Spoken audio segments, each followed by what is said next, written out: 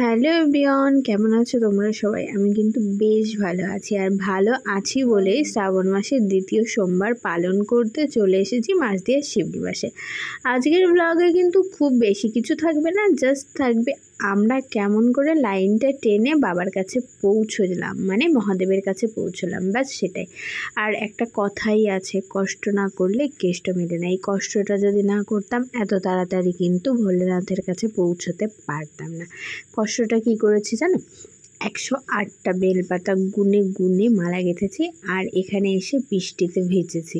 মানে লাইন টানতে টানতেও বৃষ্টিতে ভিজতে হবে এটা ভাবতেই পারিনি। এই প্রথমবার, এত বছর ধরে পুজো করছি কিন্তু এই প্রথমবার বৃষ্টিতে ভিজলাম। আর ছাতাটা ছিল বলেই শুধু মাথাটা বাঁচাতে পেরেছি। আর বাকি এদের যাদের দেখছো, এদের কাউকেই কিন্তু আমি চিনি না। লাইনে দাঁড়িয়েই পরিচয় হয়েছে, আর পরিচয়টার মোটামুটি 3 ঘন্টা খুব ভালো একটা মানে সম্পর্ক যেমন তৈরি হয় সেরকম হয়েছে। আর এই আমার মালা, চলে এসেছি প্রায় মন্দিরের কাছে। মন্দিরের কাছে যেতে এখনও অনেকটা লাইন টানতে হবে, কিন্তু প্রায় খানিকটা চলে এসেছি। আর এই বৃষ্টি হওয়ার জন্য অনেক লোক ছাতা এনেছিল না, তারা এদিক ওদিক হয়ে গেছিলো, আর আমরা লাইনটা খুব তাড়াতাড়ি টেনে জলটা ঢালতে পেরেছিলাম। এটাই হলো কষ্ট করলে কেষ্ট মেলে।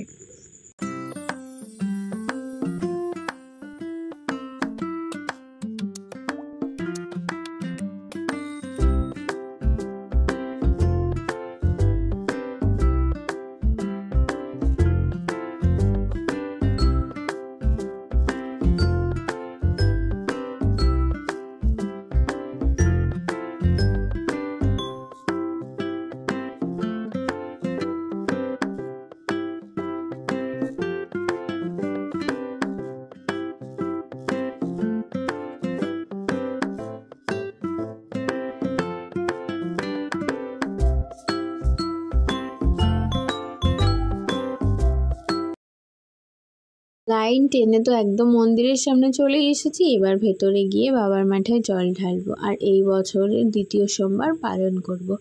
আর আমাদের এই মন্দিরটা অবস্থিত নদিয়ার মাসদিয়ার শিবনিবাসে। তো এটা হচ্ছে আমাদের এশিয়ার দ্বিতীয় বৃহত্তম শিবলিঙ্গ, আর এই মন্দিরের নাম রাজরাজেশ্বরী মন্দির। এখানে প্রতি বছর বহু পুণ্যার্থী আসে জল ঢালার জন্য। এই বাবার মাথায় জল ঢেলে তারা কিন্তু তাদের মনের একটা যে শান্তি, আত্মতৃপ্তি হয় সেটা কিন্তু পায়। আর আমারও কিন্তু সেরকম। তো মোটামুটি আমার জল ঢেলে বাইরে ধূপকাঠি মোমবাতি জ্বালিয়ে পুজো দেওয়া হয়েই গেছে। আর এভাবেই কিন্তু এবছর আমি আমার দ্বিতীয় সোমবার পালন করলাম।